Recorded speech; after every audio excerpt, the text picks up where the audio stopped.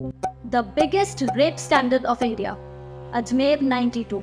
Being a creator and that too from Ajmer, ये मेरी जिम्मेदारी है कि मैं आपका ध्यान इस मुद्दे पर खींचूं। तो हाल ही में रिलायंस एंटरटेनमेंट ने लॉन्च किया अपनी नई फिल्म अजमेर 92 का पोस्टर और चर्चा शुरू हो गई इतिहास के उस पन्ने की जिसे याद कर आज भी न जाने कितनों का दिल दहल जाता है।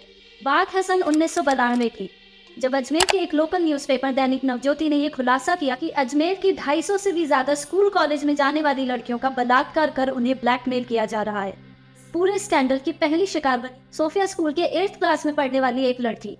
इस लड़की की दोस्ती हुई अजमेर में ही रहने वाले एक आदमी से, जो कि इस लड़की से उम्र में काफी बड़ा था। धीरे धीरे ये दोस्ती प्यार में बदल गई। एक दिन इस आदमी ने उस लड़की को अपने फार्म हाउस पे बुलाया, जहाँ पे उन्होंने कंसेंशुअली फिजिकल रिलेशन स्टैब्लिश किए। इस दौरान उस आदमी ने विक्टिम की पर्सनल पिक्चर्स कैप्चर कर ली। बाद में अपराधी ने उस लड़की को वही पिक्चर्स के नेगेटिव दिखाकर उसे धमकी दी कि अगर वो उसके फार्म हाउस पर अपनी ही किसी दोस्त को लेकर नहीं आई तो वो उन पिक्चर्स को लीक कर देगा। ये सेम प्रोसेस फॉलो करके फार्म हाउस पर बुलाना, पिक्चर्स कैप्चर करना और पिक्चर्स लीक करने की धमकी देना।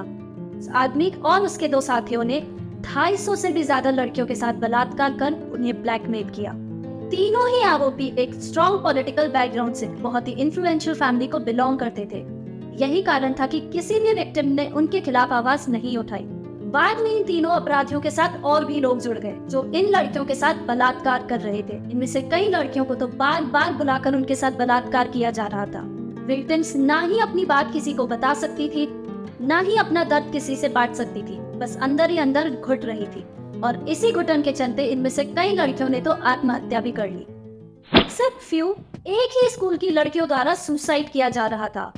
और इन सुसाइड के कारण से पर्दा तब हटा जब इसी गैंग के एक साथी ने किसी एक लड़की के पिक्चर्स के नेगेटिव डेवलप कराने के लिए फोटोग्राफर को दे दिए। उस फोटोग्राफर ने बाद में इन्हीं पिक्चर्स को लीक कर दिया। सुसाइड और इन पिक्चर्स को कनेक्ट कर ये समझ में आया कि इन लड़कियों के साथ क्या हो रहा है। इतना सब कुछ होने के बाद भी पुलिस प्रशासन ने इस मुद्दे को छुआ तक नहीं, क्योंकि अपराध करने वाले ज्यादातर लोग एक धर्म को बिलोंग करते थे, तो वहीं ज्यादातर विक्टिम्स एक धर्म को।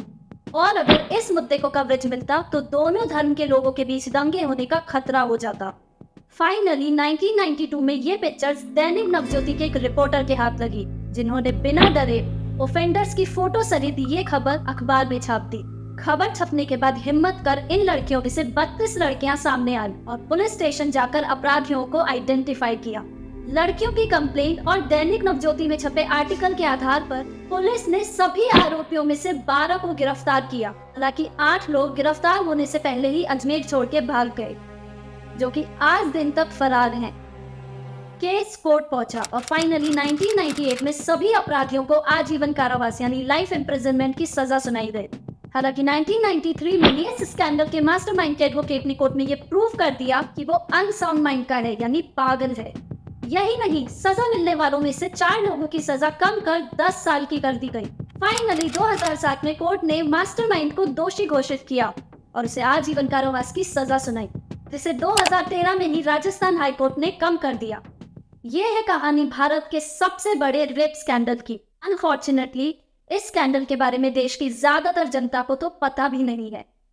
अजमेर 92, जो कि इसी रेप स्कैंडल पर आधारित है। सोशल मीडिया पर यह बात उठ रही है ये मूवी भी देश में रिलीजियस टेंशंस क्रिएट करेगी। एक पार्टी को फेवर तो दूसरी को नुकसान पहुंचाएगी। आपको क्या लगता है? कमेंट करके बताइए।